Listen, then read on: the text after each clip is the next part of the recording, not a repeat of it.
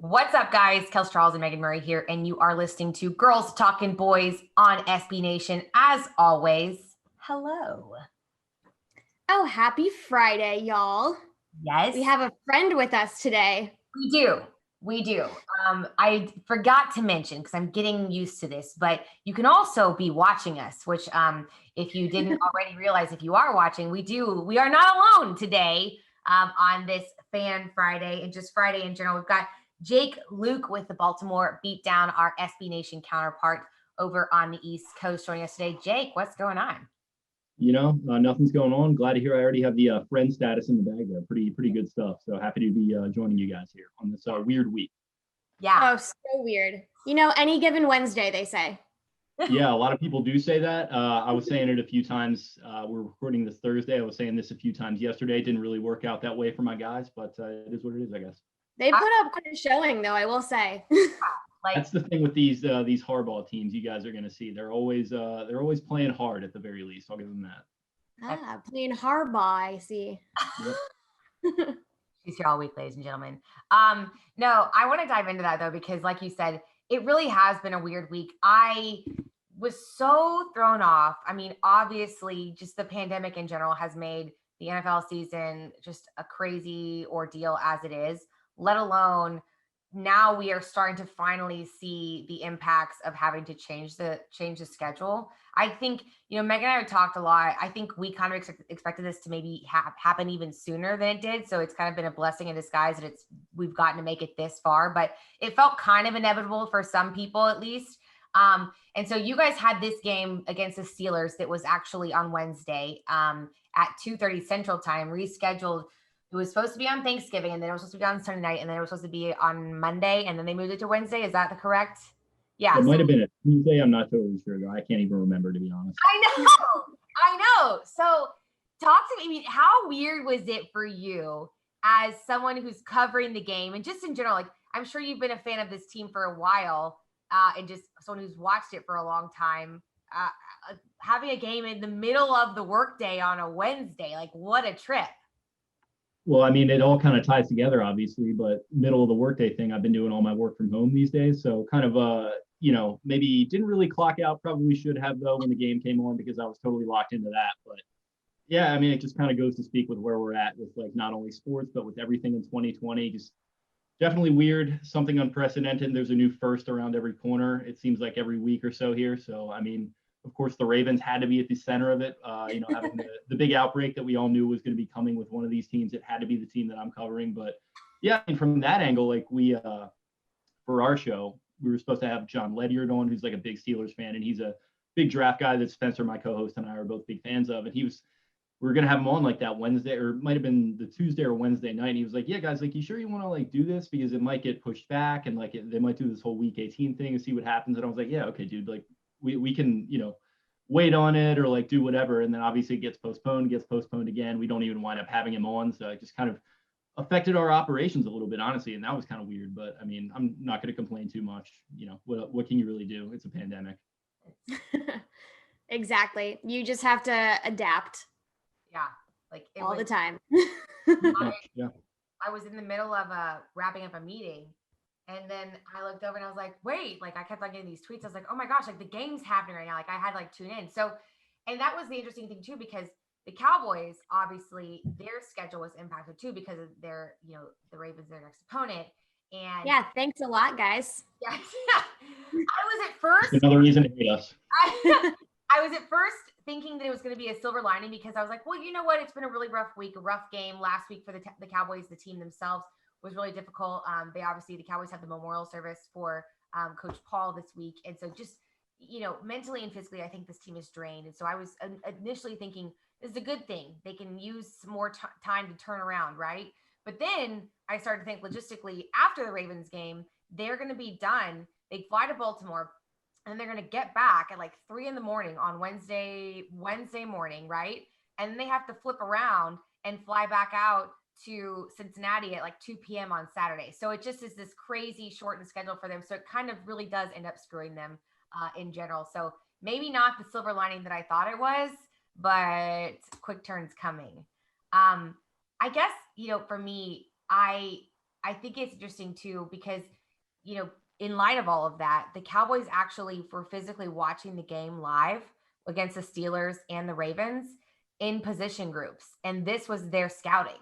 So this was their film session. And I found that really interesting. And I kind of love to hear from you. And granted, I think it's difficult because in light of all the players and personnel switches you guys have had to make adjustment wise because of COVID and whoever's on the reserve list right now, which I'm sure we'll get into.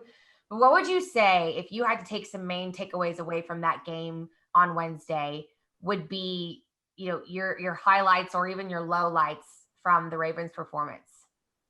The defense really got after it. Like I was pretty impressed by that. And like they've had some tough performances recently. I mean, the New England game, they got bent over a little bit, and it's tough because it was in a monsoon, and it's kind of tough to judge them against that Josh McDaniels offense. It was kind of weird, and some of the younger guys were getting picked on a little bit.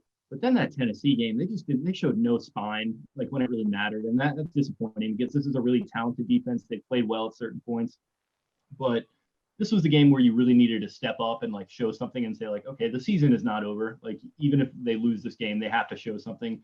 The defense did. So they were missing a couple key guys: Calais Campbell, Pernell McPhee, Matt Judon, all really key players to the defense. They were out in that game. They still managed to show up big time. Marlon Humphrey is probably one of the most underrated players in the league. He's probably their best defensive player. He's coming back from COVID. He was kind of the first one of the initial players to get it, and he had a couple of tough games, but he went out there. He was going one-on-one with Juju, kind of jawing a little bit, and he looks kind of to be back into form. So I would say the defense, I'd be a little worried about that from a Cowboys perspective because it feels like they're sort of rounding back into form, and Wink Martindale, their coordinator, is doing a nice job, I think. As far as the offense goes, I don't know if you can take anything one way or the other because you have RG3 in there who couldn't throw. Like he could not physically throw a ball. I don't know what was going on. He was running it okay. He was doing these sort of interior like zone read keepers where he's busting up the interior, and he did a nice job on some of those. Goes to the exterior, hurts his hamstring, go figure. So he plays on this bum leg for the rest of the game. Then Trace McSorley gets in. He throws a touchdown to Hollywood Brown, who's been not playing well the last couple of weeks. And then a bunch of other guys are out. Half their offensive line was out. Mark Andrews, their top receiving option, their best tight end, he was out.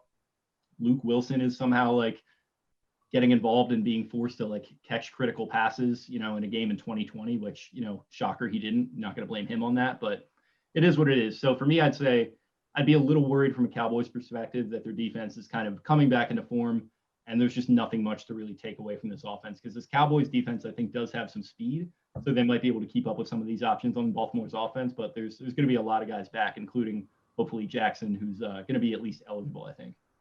So in terms of the defense, you guys have the number 6 overall ranked defense right now, allowing about 318 and a half yards, if you will.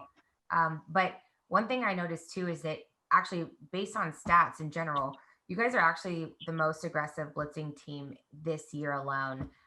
You blitz 46% of the time in passing situations, which, we all know that that's a big part of the Cowboys offense nowadays. And not to mention just that, but you're also one of the best, number 2 actually in third down defense in the league. You're only allowing a 34.5% conversion rate. So I think that's an area that this team has struggled with in general, whether it's decision making, whether it's, actually just doing the damn thing. So like you said, to have those reinforcement players come back, and then also just those stats in general, those seem pretty concerning to me. Not to mention the fact that, from a blitzing perspective, our line is really not in a great position right now. Granted, we can do what we can to reinforce it by putting in, some of these bigger guys and having, maybe like the running backs or the tight ends, like do a little blitz pickup, if you will. But I don't love that stat is what I'm trying to say. I am concerned about that, especially with Andy Dalton behind the line. And we saw what happened to him in Washington 2 weeks ago, and I really can't afford for that to happen again. How's that? Well, if there's anybody that's given me some really terrible moments in my life, it's Andy Dalton. So we can start right there. I mean, everyone kind of rags on the guy, but we saw him in this division for a decade. He, the Ravens got the better of him sometimes. There are other times on, pretty high profile moments that he got the better of them. So I'm not going to, everyone's kind of an Andy Dalton hater. I'm not one of those people. I think he's kind of in a tough spot here. You mentioned a couple of stats there. The Ravens are 7th in defensive DVOA right now, I think. So that's like a pretty good efficiency number. They live by the blitz and they die by the blitz. Like if you watch that Pittsburgh game yesterday, which, I'm assuming everyone listening did, they were blitzing in some spots where they really didn't need to, and they kind of put themselves in trouble, like that James Washington catch that basically put the game away. If you had even one or two more guys back there, you'd probably break that up. So that's just kind of Martindale's strategy, is like just pin your ears back and get after it and just fully send it. And like it works sometimes, and other times it doesn't. It's really the teams that are able to pass block well and get the ball out quickly are able to take advantage of that. I admittedly have not done my homework on the boys recently, so I don't know if they're going to be able to do that, but that would be my strategy at least. Yeah, I mean, I feel like you've seen guys like Zeke has done some good job occasionally, like having to do a little work in that regard. Dalton Schultz is even in there. Like, I feel, I'm not going to go as far as to tout our capabilities in that department, but like we have some serviceable options.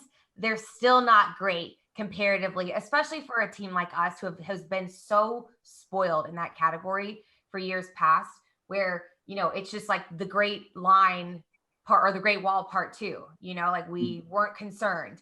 Granted, I will say this though, when, who was it? Did we have, when it was Knight and Looney were in, they didn't even, was it 2 games ago or a game ago? I don't know, but they didn't even like let a pressure, they've had some moments where I felt okay about the reinforcements that we put into place, but we've had so many changes. And especially now with Zach Martin out for the foreseeable future, we have zero true high caliber level of leadership in that position group. And that just, I don't feel good about the combination of what you just told me versus what I just came out of my mouth. How's that? Yeah, I mean, it's a familiar problem too, because like the Ravens had Marshall Yanda retire, who was a massive piece of that offensive line for them last year. And, you guys saw him on, national TV 5 or 6 times last year doing the, running the ball really well, passing it pretty well too, and doing their little dances and being all happy. It really hasn't been the same this year. Yanda's gone. That is a big factor. Ronnie Stanley gets rolled up on his ankle, is fractured or something. He's out for the year. So that's forced them to take Orlando Brown from right tackle over to left tackle. DJ Fluker is getting in the mix at right tackle. Tyree Phillips is like this 3rd round guard tackle hybrid guy they've been mixing in there. So offensive line issues are kind of hitting close to home here as well. So I can feel your pain on that. So I feel like it's kind of interesting to me, like on the flip side of the ball, you talked about the offense and RG3. And so actually it's funny. So RG3 is from Arlington, and Yep. Then you've got, in the off season, they do workouts here in town with one of the guys who's been on a friend of ours, Robinson, and he's an amazing wide receiver coach. And so RG3 would come up and throw with these guys, and a lot of the guys that he worked with were like Prochet and Devin DuVernay, and then you also have Dez Bryant. Like he's one of the main guys that was like throwing to Dez Bryant this offseason too. So do you feel like, and granted, it's only been 1 game, and we don't know if that's going to have to carry over to next week because we're not sure of the status of Lamar yet, but you said like he just couldn't seem to throw the ball. Do you feel like it was more of a chemistry thing or mechanics, or because it feels like he should have some chemistry with some of these guys is what I'm trying to say? Yeah, I wouldn't say that it wasn't there entirely. I think he had an opportunity to Dez, who slipped early on. So like he kind of missed him there. Prochet I hated runs that. I was so sad. Yeah, it was tough. Prochet runs this little like whip route thing. He only has 1 catch in the league so far. I mean, pretty impressive for a 6th round pick, obviously, but he has this one little whip route that he runs pretty much every time. It worked for him once when he had his catch, and then yesterday that pick 6 to Joe Hayden, that was him running it, and Hayden read it like a book and just jumped in there. So chemistry might not be all the way there. I think it's just kind of a physical issue with RG3. I think he's just kind of beaten down, and like I feel bad for the guy because like he's made it pretty clear he wanted to have this be a pit stop and then go be a starter elsewhere. And it feels like that was kind of his big moment for that to happen. And it just kind of wasn't there. And he was sort of set up to fail a little bit. Like I said, that offensive line, it was already struggling. You had 3 guys out due to COVID yesterday. So he kind of got screwed a little bit in that respect. And Willie Snead has been their most reliable receiver. He had COVID. He was out. And I'm sure RG3 would have made good use of him. So yeah, he was just, I think it's a combination of the fact that you're going up against a nasty defense in Pittsburgh, issues along the O-line, receiving core, kind of hit or miss, and just physically not all the way there. And he seemed a little slow on some plays. So, I hope it's not over for him, but I was not too encouraged by what I saw yesterday out of him.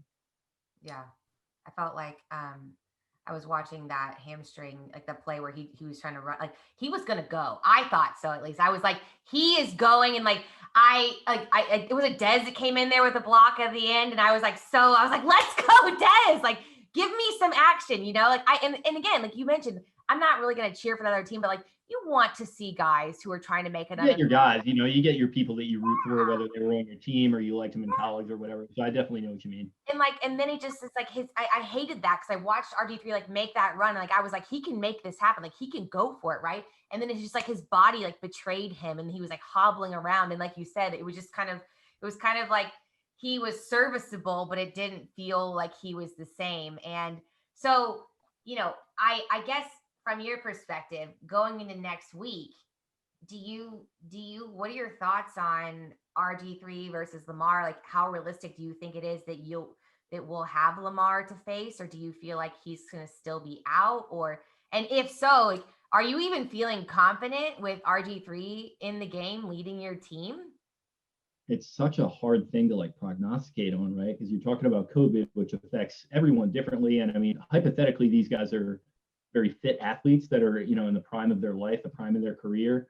But we've seen it affect athletes. Like we saw, I think it affected Freddie Freeman pretty badly in the MLB. It's affected NFL players. Calais Campbell was tweeting last week about how it's affecting him pretty badly. So it affects everyone differently.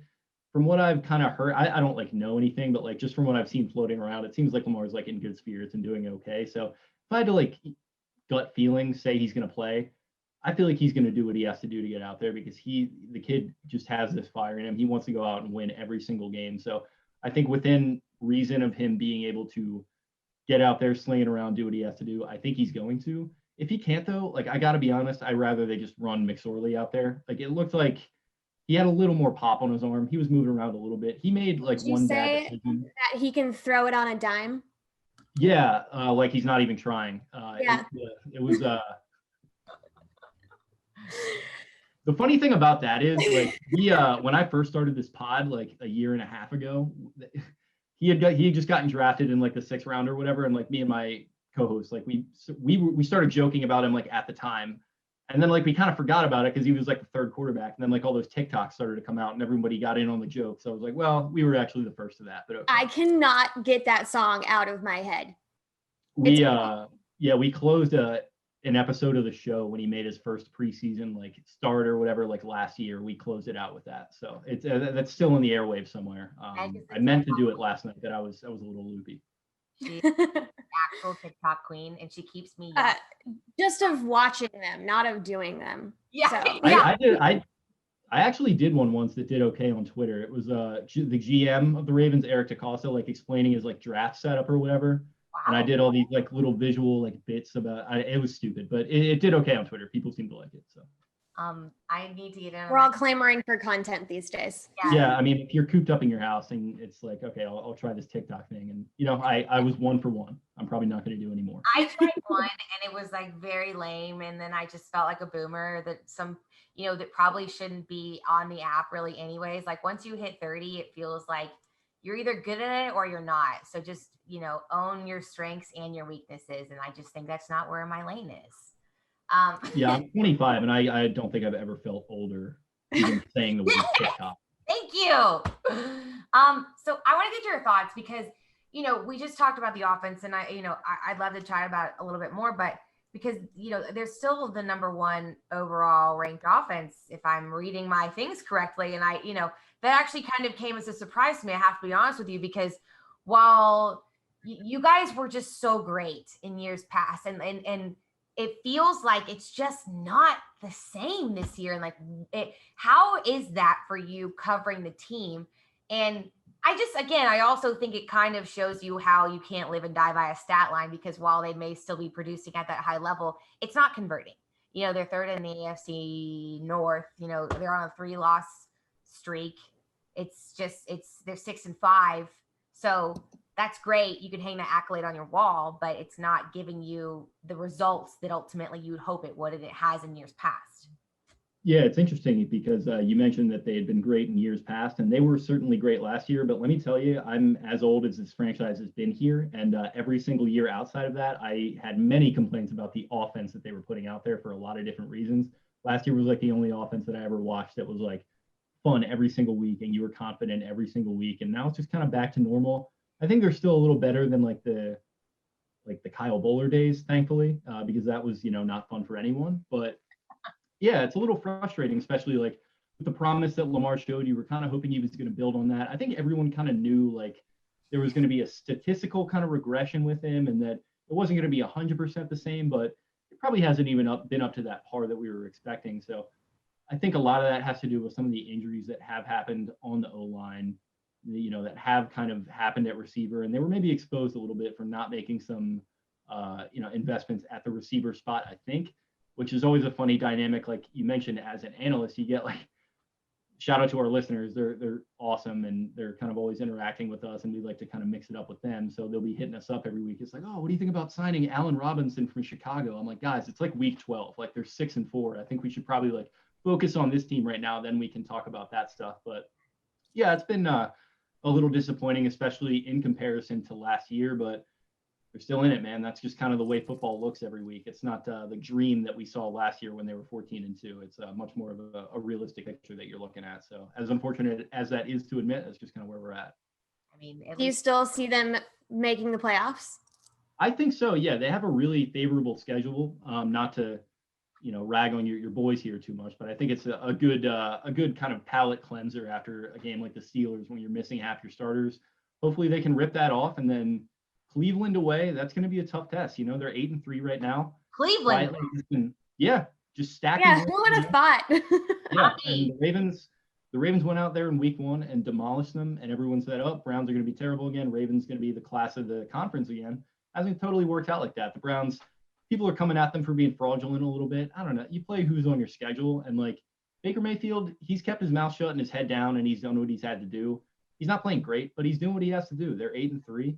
They have a good chance we'll see what happens with the Titans. I mean, that game could go either way, but they're at the very least going to be 8-4 heading into Monday Night Football with a Ravens team that's going to be fighting for its life. So that's going to be tough. But after that, you got the Giants, the Jaguars, and the Bengals. So it's 10-6 to me seems like the floor if Lamar comes back and everything is kind of kosher. So we'll see what happens. But, they could get to 11-5, and there's 3 playoff spots. So We're not taking one this year, so yeah, I was gonna say I can't relate. We're not taking one of those this year, so yeah. I mean, that could be a good thing. You got to get some weapons around Dak there. Hopefully he recovers. Yeah. Well, he has weapons around him. Maybe just people protecting him would be the Yeah. Okay. That's probably a good idea. Yeah, I guess they got Yeah. Lamb and all those other guys that I personally wanted the Ravens to take, but it is what it is. Well, I want to ask you just again, like, because I just think it like kind of blows my mind, this whole COVID situation. I mean, even like between you guys and the Broncos, I couldn't decide. Ultimately, just the Broncos, for the storyline's sake of not having any serviceable quarterbacks, came out as the top storyline. But you guys were decimated. Absolutely decimated. I couldn't keep up with your totals. On Saturday, I think it was 18 players that were on the reserve COVID list. And then you had a wide receiver on Sunday. So it was 19 and 7 starters.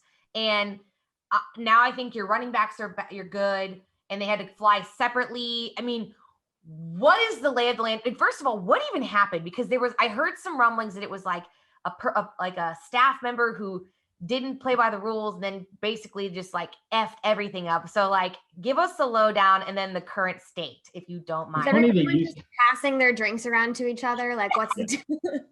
They were just having pillow fights in the locker room. No, but it's funny that you said that like you couldn't keep up with it, because like I covered the team and I couldn't keep up with it, which is pretty sick if you think about it. Like I should be pretty plugged in on that kind of stuff, but it was hard for even me. So don't blame yourself on that. But yeah, it was so I mentioned Marlon Humphrey, right? He was the first player to get it. And I think the first person in the organization that we heard come out and say that he got it, it was after, I believe, the Patriots game, I want to say. He just tweeted, I got the Rona. Hopefully everything's going to be okay. It's literally right after the game. I guess he went to the locker room and got a quick test or something. And I'm just staring at it like, what is this?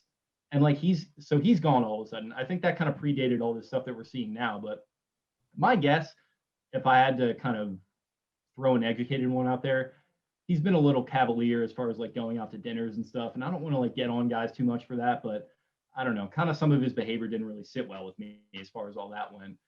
And then this coach that you guys are talking about, his name is Steve Saunders. He's their strength and conditioning coach.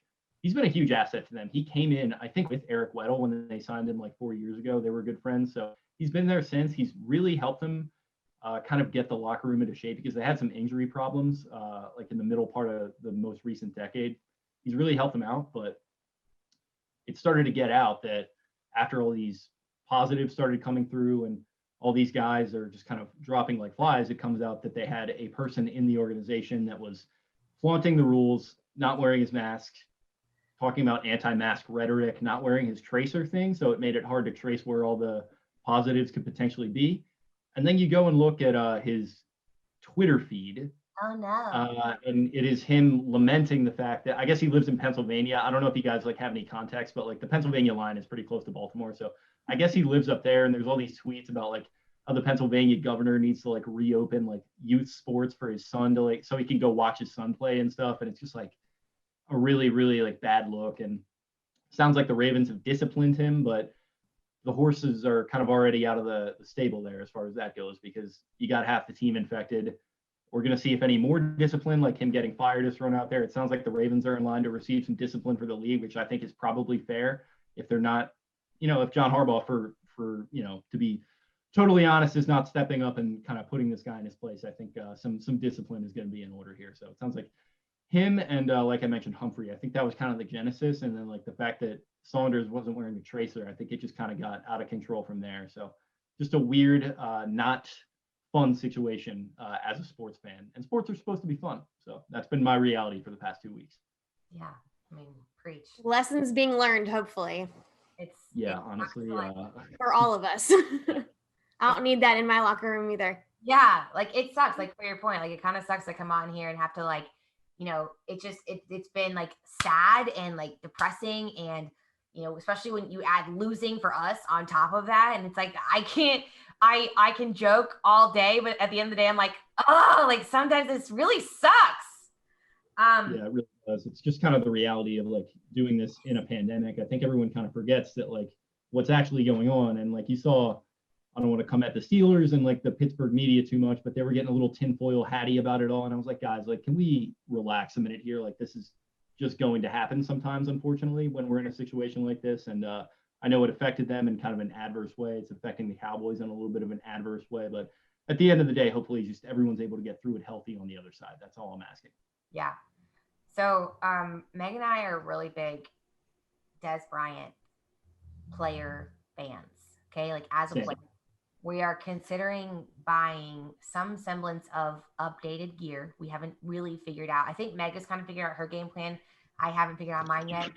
But I would love to know, just this is a good storyline. And I agree, if he's on the practice squad and it's just a miracle in itself, the man's come back and like actually be able to make it on the 53. I'm not sure if that's mainly because of the fact of the personnel issues from COVID or what. What do you feel like this team has in store for him role-wise? And do you feel like he will get some opportunities when it comes time to play Dallas? Were you guys backing him in that Titans game at all? I wasn't. No. So it's like I mentioned, this offense has been pretty uninspiring the last several weeks, and the receiver position, it's been tough. And like Hollywood Brown, like he had a couple rough games in a row. Then he went to Twitter and said like something to the effect of like, why are you going to have me if you're not going to use me? Then he had a couple rough games after that. He was like dropping passes and stuff. So for him to have that touchdown last night was big, but that's a whole nother story. But nobody, with the exception of like Willie Snead and Mark Andrews here and there, were doing anything. And it was getting to a boiling point. And then that Titans game, like Dez was the only one out there playing with heart. And like they were, I don't know why, but they were like off covering him like 10 yards. So like there were a couple plays where Lamar just took the snap and just chucked it to him out left, and he would just like chunk forward for like 5 yards. So that was like his first couple catches. And then near the end of the game, they were driving down to like tie it up to go into overtime. I thought he was going to make it happen for them, because you have this like third down. He's coming on like a crossing route. Lamar does. It looked like a Romo play a little bit from back in the day. Lamar kind of like spins a little bit. Dez like sees him doing the fire drill. He makes the catch, and he like weaves through a couple of guys. So he looks pretty good to me. Like he looks like he's, at the very least, like a decent number 3, number 4 option. So I think he's going to be in the picture, guys. Like Prochet has looked solid. He's a 6th-round pick. I think he's in the future plans. Duvernay has looked pretty good. He's a 3rd-rounder. He's definitely going to be in the future plans. But for right now, this guy is solid and moving the chains when they need to be moved. I mean, with the exception of last night, which was just kind of a debacle, and there's nothing he can do about that. I think he's a guy who has worked hard to get to where he is right now. I think it's an inspiring story for a lot of these young players that are like getting a little bitchy on Twitter. Like I said, like, look at this guy. He was out of the league for a couple of years and talking about fighting depression and stuff. And now he's like, he worked his way onto a practice squad and then onto a real roster. And now he's like catching passes in a game. So I've been really inspired by Dez. I've always been a fan of his going back to his Dallas days. And I'd be excited if they could work him into the game plan for the stretch running games here. I really want him to score a touchdown against us. How about he throws one with his left hand? That would be great. I was tweeting that video out the other day. I was like, well, if RG3 is not going to be able to do anything, then turn to this guy and he'll throw you a touchdown or two. I mean, we've had some emergency quarterback situations and discussions, and I have mentioned this, and Meg knows, like, I am all for the Dez Bryant as a backup QB. Like, I feel like it makes sense. He's done it before. He can do it again. Like, come on. And you like, I wonder what the celebration is there, because if he's doing the X for the receiving touchdown, is he going to do it for the passing touchdown too? I guess that's a good problem to have. But it's a good problem to have. I love it. I want to find out. Yeah, me too. I don't like losing, but I'm okay with him getting a little bit of revenge against us for not signing him again. Okay, like, I'll say it. It's fine. Okay, give the man too. I'd love to see that happen. Yeah. All right. Well, I'd love to get your last final thoughts in the game, Meg. Love to get yours as well. I'll be totally honest with you guys. I don't feel great. But at the same time, I think for me, the main thing I'm looking out for is just genuinely who is going to be in the game in a purple jersey, because it's hard for me to base my decisions on this game. I don't feel good about any game we play. Let me just say that. But especially when I don't know who's going to be on the field, because I feel a lot better about our odds if RG3 is out there versus if Lamar. You know what I mean? Like, that changes things, obviously. So, considering all of that, where's y'all's heads at in terms of the game? And Meg, would love to hear your thoughts on just basically the breakdown of what we just received and how you feel. Abby would like to give her thoughts as well. She's going to be my emotional support animal as we take this L on what is it? Monday? Tuesday? Yeah, Tuesday. I can't keep it straight. Looks like Abby has some takes. Yeah. She's really trying to get into the other picture there. Her take is, take me outside. She's like, listen, I know you have a treat, so go ahead and figure that out, and then get off this show and let's go do other things. We're done with this. Yeah, but I mean, I just don't see a real path for us to victory this week, and I'm okay with it. Yeah. As long as Dez is happy, I'm happy. Get that draft pick. Yes, the draft pick. Yeah, exactly. All right, what about Give you? me a corner. What are your final thoughts? I think number 8 is going to be out there, so I think that goes advantage Ravens. Like I said, that Andy Dalton guy, that 4th and 12 pass haunts my dreams. I don't think he's in quite the same situation as he was with that Bengals team, but I think people get a little too carried away sometimes talking about, oh, they're going to blow them out and X, Y, and Z. This team just took the Steelers to the wire with Garrett Gilbert the other day, so I'm not going to get too high on my horse here. I'm going to go Ravens get the win, 20.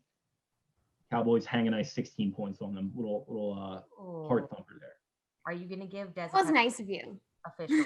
That's literally what I think. Like, this team is not blowing anybody out, like anyone. All right. So you're saying there's a chance. There's a chance. A window of opportunity. Jake, thanks so much for coming to hang out with us. Tell the good people what you've got going on, where they can find you, because listen, let's face it, we have a couple days until now in the game. And also, Jake is covering our favorite guy, Dez Bryant. So you should probably go ahead and give him a follow, because he will obviously be part of the conversations moving forward. So Jake, what's the deal?